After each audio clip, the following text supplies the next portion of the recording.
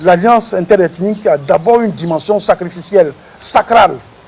Et c'est parce que c'est trop solennel, c'est trop pesant pour les civilisations qu'on a voulu pouvoir faire de telle sorte qu'elles puissent participer à l'éducation, faire de telle sorte que les enfants qui naissent, qui n'étaient pas présents lors justement de cette signature-là, puissent savoir que les gens sont alliés.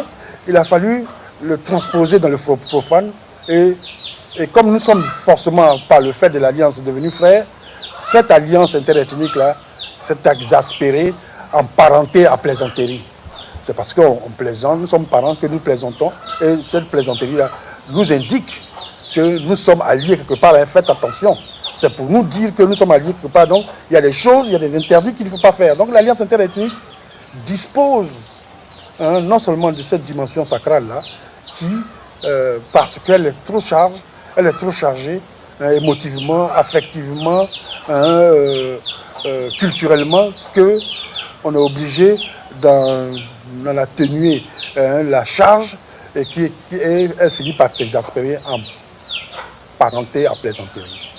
C'est ça qui est, c'est pas alliance à plaisanterie. Un peuple ne se peut pas ensemble avec un autre peuple pour qu'ils viennent pour plaisanter. C'est parce qu'il y a eu une guerre préalable. Le plus souvent, les guerres sont liées à des guerres économiques, question de terre, question de survie. Et quelquefois, c'est lié aussi à la question de la femme.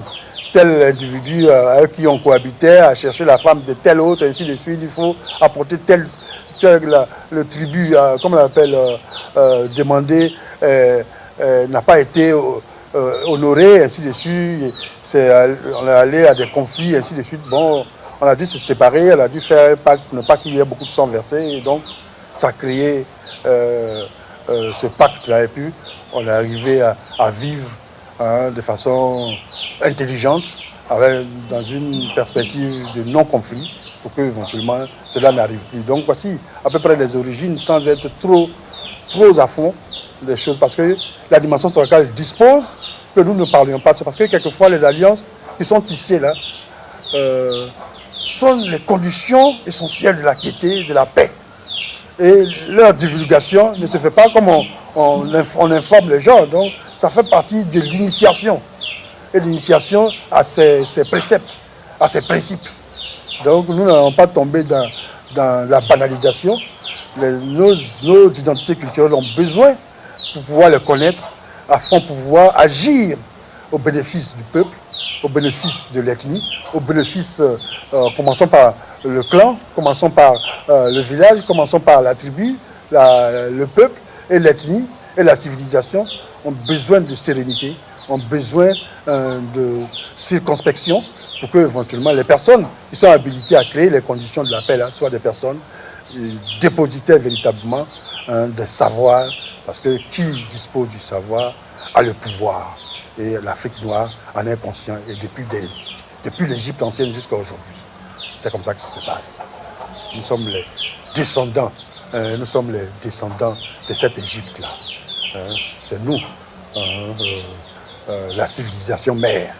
C'est nous qui avons, grâce à notre savant Cheikh Anta Diop, qui nous a permis de connaître que nous sommes à l'origine de toute cette civilisation qui s'est éparpillée à travers le monde. Là.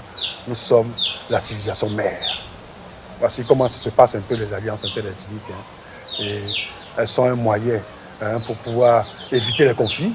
Mais quand le conflit advient et qu'on ne pas on aide son allié à combattre. Donc c'est toujours pour essayer de créer les conditions justement du non-conflit.